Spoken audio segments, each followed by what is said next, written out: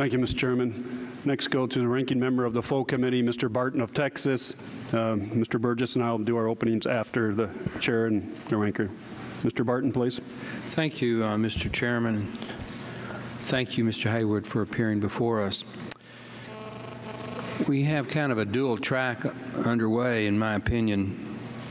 We obviously are trying to gather the facts, what happened in the oil spill in the Gulf of Mexico a month and a half ago, trying to find out the causes of that spill, what can be done to prevent it in the future.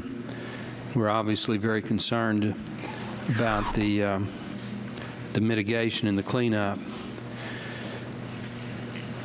We have a system in America built up based on the British tradition over 200 years of due process and fairness, where people that do bad things, or in this case a corporation that's responsible for a bad accident, we want to hold them responsible, do what we can to make the liable parties pay for the damages.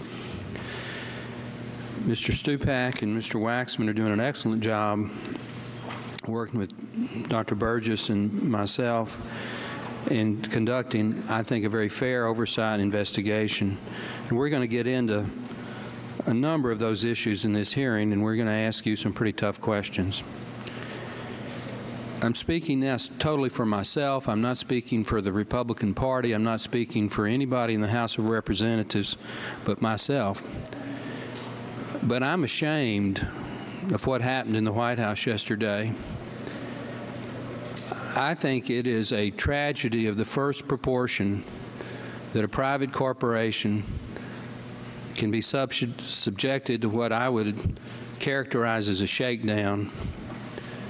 In this case, a $20 billion shakedown, with the Attorney General of the United States, who is legitimately conducting a criminal investigation and has every right to do so to protect the interests of the American people, participating in what amounts to a $20 billion slush fund that's unprecedented in our nation's history, that's got no legal standing, and which sets, I think, a terrible precedent for the future.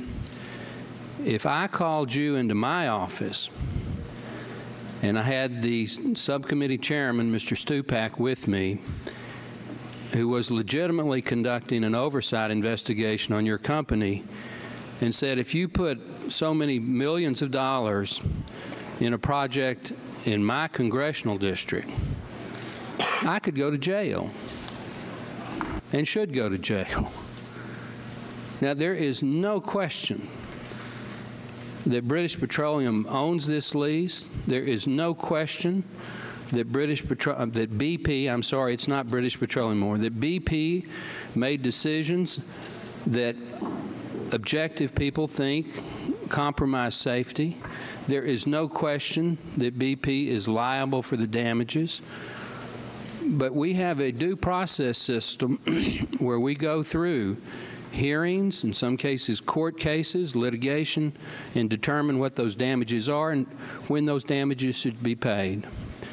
So I'm only speaking for myself.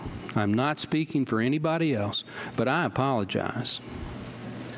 I do not want to live in a country where any time a citizen or a corporation does something that is legitimately wrong is subject to some sort of political pressure that is, again, in my words, amounts to a shakedown. So I apologize. But on this hearing today, I am with Mr. Waxman, with Mr. Stupak. There are answers that need to be asked, questions that need to be asked that are legitimate, because we don't want another oil spill of this magnitude or of any magnitude in the Gulf of Mexico. And if this subcommittee can do things that make it much more difficult for this type of an incident to occur in the future, then we will have done our work for the American people. With that, Mr. Chairman, I yield back.